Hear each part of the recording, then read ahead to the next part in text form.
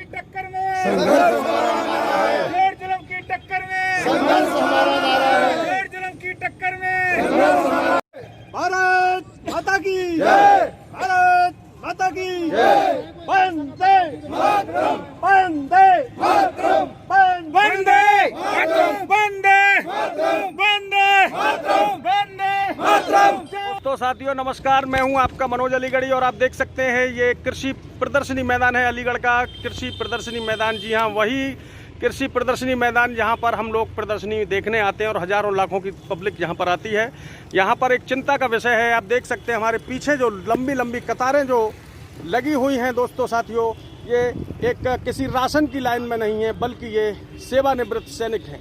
जहां एक और राष्ट्र सेवा करने वाले भूतपूर्व सैनिकों को दक्षिणी विद्युत वितरण विभाग द्वारा लगभग 500 से 800 लोगों कह सकते हैं उनको नौकरी से हटा दिया गया है, वहीं पर नौकरी छीन ली गई है उनकी। यह कारण सिर्फ ये हो सकता है कि ये देशभक्त लोग हैं और यकीनन भ्रष्ट और बेईमान लोगों को शायद कार्यालय से दूर तक फटकते ना देते हों।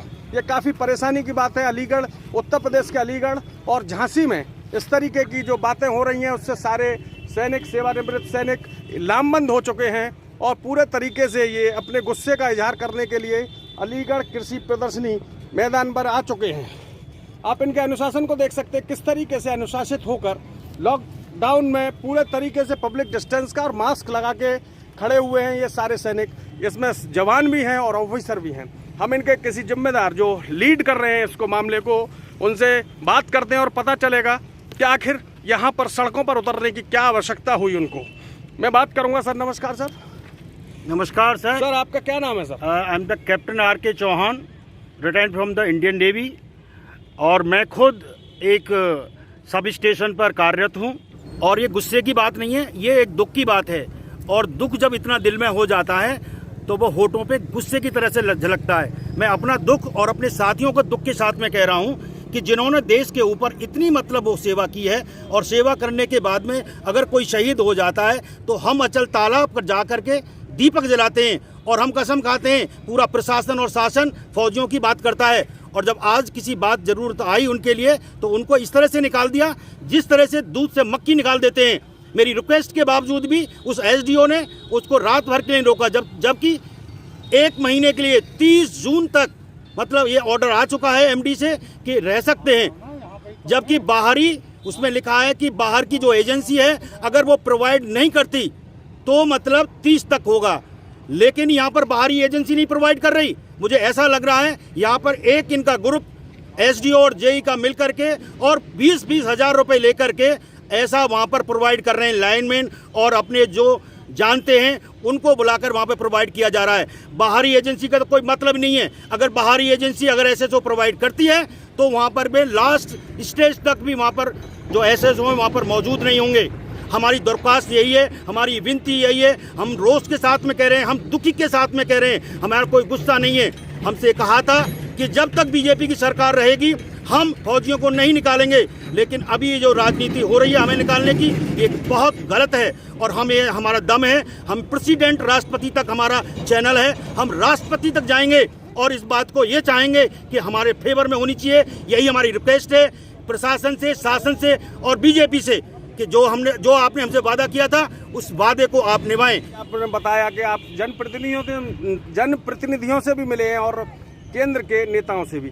जनप्रतिनिधियों को लॉकडाउन में दूर दूर तक नहीं देखा गया। मानिए जैसे गधे के सर से सींग गायब हो जाते हैं, इस तरीके से हमारे जनप्रतिनिधि, जी हाँ मैं आपसे ही कह रहा हूँ, जनप्रतिनिधि गायब हो चुके थे। बहुत अच्छा लगा। आप खड़े हो जाइए प्लीज़। मैं बात करूँगा दूसरे ऑफिसर से जो हमारे साथ में हैं, खड़े हुए हैं, बात काफ़ी गुस्से में। देखिए फौजियों का गुस्सा भी बड़ी नम्रता के साथ आता है। आप देख सकते हैं गुस्से में है सब लोग, लेकिन अनुशासन से खड़े हुए हैं। हम एक सज्जन से बात करेंगे। सर आपका नाम क्या है? भाई मैं जोगिंदर सिंह चौहान, सूबेदार हूँ आर्मी। और हमें सर जी हमने यहाँ हमें सब रोजगार मिला। वैसे गवर्नमेंट कह रही है हम रोजगार देंगे, यहाँ रोजगार छीना जा रहा है हमसे। हम हर जगह गुहार लगा चुके हैं कि हमारे साथ ऐसा धोखा क्यों हो रहा है, लेकिन कोई सुनने वाला नहीं है। लखनऊ गए, यहाँ से हम 2 दिन भूखे प्यासे पड़े रहे, किसी ने मिलने तक नहीं दिया हमें। मुख्यमंत्री बात करते हैं, आप कह रहे हैं आपका रोजगार छीना जा रहा है, लेकिन जो प्रवासी श्रमिक आ रहे हैं, सरकार उनके लिए नौकरी देने का क्या प्रलोभन दे रही है? जब आप कह रहे हैं कि नौकरी छीन ली गई और उधर सरकार का मेन एजेंडा है कि जो प्रवासी हैं उनको नौकरी दी जाएगी, रोजगार दिया जाएगा। सर ये झूठ है, बिल्कुल झूठ है। हमारे साथ क्या रहो, हम आपके सामने हैं। हमारे साथ क्या रहो, हमारे साथ कोई सुनने वाला नहीं है। हमारे साथ जो फौजी आदमी कम उम्र में आ जाता है, कोई 35 साल में, कोई 40 साल में, कोई 45 साल, उसके बाद कहाँ जाएं फिर हम? सिविल में 60 साल तक सर्विस करता है इंसान, लेकिन साथ साथ उसके बाद में हमारा कोई है नहीं। हमने हर जगह बता दिया, लेकिन कोई सुनने वाला नहीं है। हम इससे बड़ा आंदोलन करेंगे, चाहे हमें दिल्ली तक जाना पड़े। नहीं, अभी क्या बता रहे थे आप? लखनऊ गए थे, क्या बता रहे थे आप? लखनऊ गए हम, यहाँ से एक बस भर के गई हमारी फौजी भाइयों की। उसके बाद वहाँ किसी ने हमको मिलने नहीं, सिर्फ आश्वासन दिया कि मुख्यमंत्री से आपको 2 बजे मिलाया जाएगा, 3 बजे मिलाया जाएगा। उसके बाद बताया 4 बजे मिलाया जाएगा, 5 बजे मिलाया जाएगा। उसके बाद वहाँ की जो फोर्स थी, पुलिस ने हमारे को कब्जा कर लिया, हमें मिलने तक नहीं दिया, हिलने तक नहीं दिया, हमें और थाने में बिठा लिया। उसके बाद हमें एक पार्क में छोड़ करके आ गई। तो क्या आपको बहुत गुस्सा आ रहा था उस समय? बहुत ज़्यादा गुस्सा था, क्योंकि हमारे साथ ऐसा क्यों हो रहा है? अभी अगर फौजियों के साथ ऐसा है तो आम जनता के साथ क्या होगा? सूबेदार जोगिंदर सिंह काफी गुस्से में लग रहे हैं, लेकिन उन्होंने बड़ी नम्रता और शालीनता से अपनी पूरी बात की है।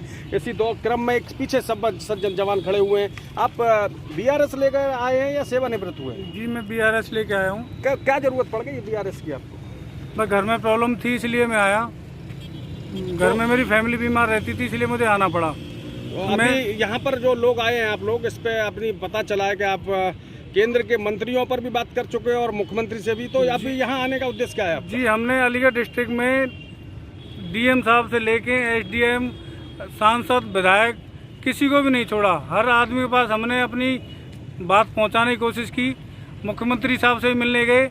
मैंने 17.5 साल जॉब किया आर्मी में साहब। अपने प्राणों की फिक्र न करते हुए देश सेवा किया मैंने। मुझे ये उम्मीद नहीं थी सरकार से कि हमारे साथ सरकार ऐसा कुछ करेगी। तो काफी कुपित हैं आप, दुखी महसूस कर रहे हैं? हम बहुत परेशान हैं, लेकिन हमारी कोई मदद करने के लिए तैयार नहीं है। देखिए, आपकी मदद ऊपर वाला करेगा। जहां आपने भारत माता की सुरक्षा में अपने प्राणों की न्यौछावर करने से पीछे नहीं हट रहे थे आप लोग, तो यकीन मानिए आपका पूरा तरीके से काम होगा। ये दक्षिणांचल विद्युत वितरण निगम लिमिटेड की ये जो शैतानी है, क्या इस तरीके की कहीं और भी प्रदेशों में कुछ इस तरीके की, अन्य जिलों में भी ऐसा हुआ है सर? नहीं, मथुरा में नहीं हो रहा। जी सर, मथुरा के अंदर नहीं हो रहा, ये अलीगढ़ में ही हो रहा है, झांसी में हो रहा है। ऐसा क्यों हो रहा है? आपके साथ पक्षपात क्यों किया जा रहा है? अब ऐसा जन क्यों कराया जा रहा है? या तो मथुरा वाले ज्यादा अच्छे, अलीगढ़ वाले खराब हो सकते हैं, या उनके नेता अच्छे। मथुरा के अंदर उनके ऊर्जा मंत्री साहब बैठे, हमारा यहाँ कोई नहीं बैठा। मेरा नाम धर्मवीर सिंह। धर्मवीर सिंह जी काफी गुस्से में। कहाँ रहते हैं आप सर? मैं अलीगढ़ में ही रहता हूँ जी। कहाँ पर? मलिक चौक पर। मलिक चौक का ये खैर रोड, मेन रोड बाईपास पर मलिक चौक पर रहते हैं सज्जन। और ये पीछे काफी लंबी कतार है, सबसे बात करना काफी मुश्किल होगा, लेकिन जो भी सज्जन देशभक्ति से जुड़ी हुई कोई बात कहना चाहता है तो वो कह सकता है। मैं एक ये सज्जन का देखिए हाथ उठा पीछे से, काफी जेंटलमैन मालूम पड़ते हैं। जी सर, क्या प्रॉब्लम हो रही है सर? थोड़ा सा ऐसे घूम जाएंगे सर, मेरे पास आएंगे। आपके बहुत सारे सैनिक पीछे खड़े हुए। जी सर, बताइए क्या हुआ? सीमा में नायब सूबेदार फुलवारी सिंह। हमको 2015 में अप्रैल में ये विद्युत विभाग में ऐसे की ड्यूटी सौंपी गई थी सपा सरकार में, और हमको ये आश्वासन दिया गया था कि इन फौजियों को जब तक इनका 60 साल पूरा नहीं होता तब तक इनको यहाँ जॉब दिया जाएगा, इनको कोई नहीं हटाएगा। लेकिन जैसे जैसे सरकार चली गई सपा की और ये बीजेपी सरकार आई, तो इसने भी वादा किया था कि अब अच्छे दिन आएंगे, लेकिन आज वो दिन हमको अच्छे दिन की जगह बुरे दिन देखने पड़ रहे हैं।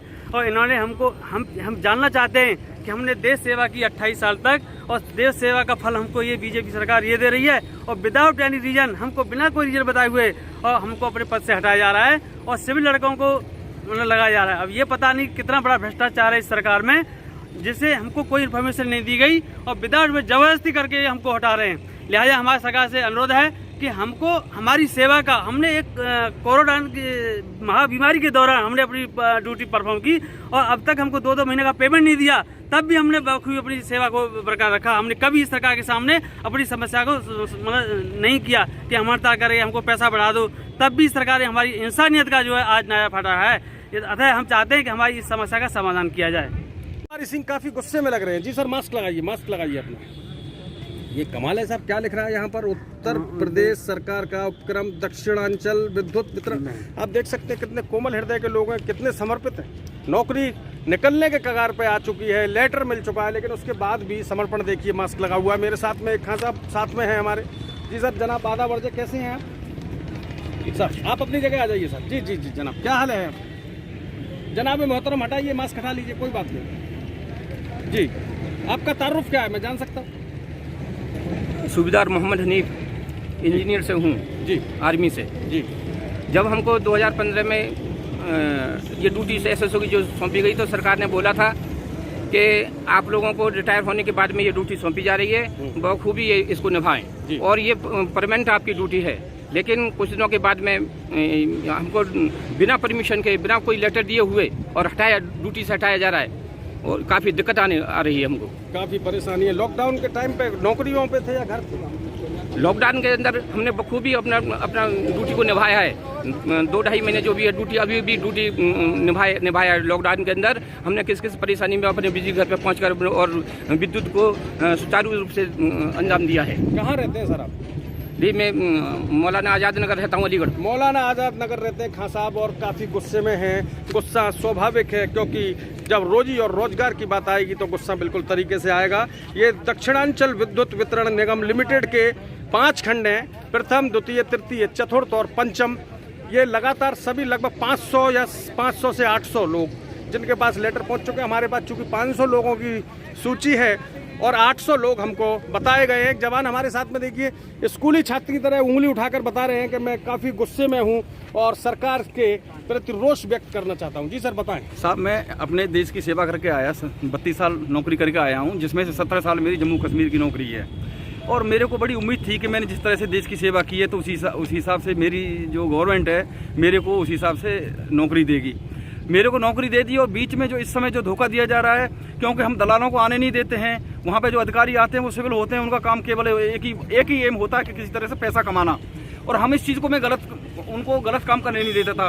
तो इसीलिए सबसे पहले मेरा नाम उन्होंने निकाला कि इनको सब, ये ईमानदार आदमी है और फौजी आदमी है, इनको सबसे पहले बाहर करो। इनको तो चोरों चक्के और गलत आदमियों की जरूरत है। ड्यूटी कहाँ पर थी? मेरी ड्यूटी बिनूपुर बिजली घर पे है और मैं अधिकारियों से बात करता हूँ, क्यों मैं भी अधिकारी रहा हूँ, तो मेरे को अधिकारियों से बात करने में कोई वो नहीं होता है। और जेई साहब ने मेरे को बोला कि साहब आपको आने की जरूरत नहीं है, आप जो सिविलियन आएंगे। तो मैं बोला साहब मैं तो चोर चक्का नहीं, मैं तो ईमानदार आदमी, ईमानदारी से ड्यूटी की थी, ईमानदारी से करूंगा। गलत काम ना पहले किया है ना गलत काम करने दूंगा मैं अपने बिजली घर पे। साहब मैं इसलिए वहाँ से चला आया। अभी ये मेरे को इस सरकार से ये उम्मीद नहीं थी कि जिस तरह से इनकी सेवा की, वैसे बोलते हैं सर्जिकल स्ट्राइक किया, वो हमारी पलटनों ने किया, किसी दूसरे ने नहीं किया। मगर आज उसी वजह से कुर्सी पे बैठे हुए और हमको ये सजा दी जा रही है इस तरह से।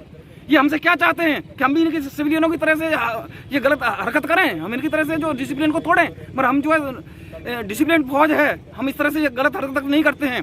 चाहे तो हम भी इनसे ज़्यादा कर सकते हैं, मगर हम करते नहीं है, क्योंकि हमने देश का जो नमक खाया, कसम खाई थी, उस कसम का पालन करते हुए आज तक हम शांत हैं।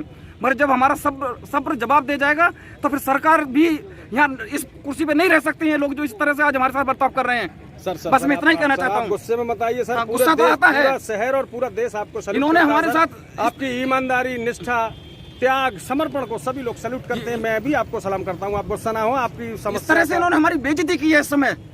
अरे एक जो जिसका टाइम हो जाता उस समय निकाला जाता, धीरे धीरे उस समय कोई बात होती। अभी गवर्नमेंट बोलती है लॉकडाउन में जो हम किसी की नौकरी नहीं लेंगे, मगर ये हमारे लॉकडाउन में हमारी नौकरी ले रहे हैं। ये लोग सेना के साथ इस तरह से बर्ताव कर रहे हैं। जब सेना का ही मनोबल हट जाएगा, जो हमारे पास पीछे जो आ रहे हैं हमारे बच्चे जो फौज में सेना में नौकरी कर रहे हैं, वो देखेंगे कि हमारे से जो पूर्वज गए हुए हैं उनके साथ ये गवर्नमेंट ये बर्ताव करी, तो सेना में कौन जाना चाहेगा? कोई भी नहीं जाना चाहेगा। देश दोबारा से गुलाम हो जाएगा इनकी इन्हीं हरकतों से, इन्हीं नेताओं की हरकतों से। ये नेता लोग जो गलत काम कर रहे हैं, ये सिविल अधिकारी हैं, हमारे साथ गलत काम कर रहे हैं। किस आधार पर हमको हटाए? हमने कौन सी गलती की थी? हमको इसका जवाब चाहिए। मैं उल्फत सिंह चौहान, पूर्व भारतीय वायु सैनिक, अपने 150 पूर्व सैनिकों के साथ यहाँ उपस्थित हूँ, क्योंकि इनके साथ बहुत बड़ा अन्याय हुआ है, अत्याचार हुआ है। इन्होंने देश सेवा की, अपने जवानी के सारे क्षण इन्होंने बॉर्डर पर लड़ते गुजारे और आज भी ये आकर यहाँ समाज सेवा कर रहे हैं और पिछले 5 वर्ष से बिजली विभाग में संविदा पर कार्य कर रहे हैं। और कोरोना के टाइम पे इनको बिना पेमेंट दिए इनको एक्सटेंड करके 2 महीने तक कार्य कराते रहे और अचानक इस महामारी में और उम्र के इस पड़ाव पर इनको बेरोजगार कर दिया गया। अब इस समय ये अपने परिवार का पालन पोषण किस तरह से करें, ये हमारी मांग मानी जानी चाहिए। नहीं तो हम समस्त पूर्व सैनिक, पूरे देश के सैनिक सड़कों पर उतर आएंगे और अपने न्याय के लिए जगह जगह गुहार करेंगे, संघर्ष करेंगे, आंदोलन करेंगे। जय हिंद, जय भारत। भारत सरकार के उपक्रम के हिसाब से पूर्व सैनिकों को रोजगार की जो योजना बनाई है गवर्नमेंट ने, उसके अंतर्गत उत्तर प्रदेश सरकार ने पूर्व सैनिक कल्याण निगम के थ्रू पूरे बिजली घरों पे SSO ड्यूटी के लिए निर्मित किया गया है। उसके बाद अभी बिना बताए हुए सभी SSO को हटाने का प्रोग्राम बनाया है। तो ये किस बेस पर बनाया है? मान लो रिटायरमेंट का उनका वो था 59+2 का दिया है, तो 58+2 के हिसाब से उनको रिटायरमेंट करना चाहिए। ये तो बिफोर रिटायरमेंट हो रहा है उनका। भाई अभी रोजगार इस टाइम पे कहाँ जाएगा? वो किसी भी सर्विस के मतलब का नहीं रहता आदमी। तो ऐसे में क्या आज जो आप प्रदर्शन कर रहे हैं, गुस्सा क्यों आ रहा है आप लोगों को? नहीं, गुस्सा तो इस बात पे आ रहा है कि आदमी को बिना बताए हटाया जा रहा है। उनको पहले बताना चाहिए था, कम से कम 6 महीने पहले प्रोग्राम बता कि उनको हटाया जा रहा है। किस बेस पर हटाया जा रहा है? अगली रणनीति क्या रहेगी आप लोगों की? अगली मुख्यमंत्री तक जाएंगे, वहाँ से भी बात नहीं बनेगी, फिर केंद्र सरकार के पास जाएंगे।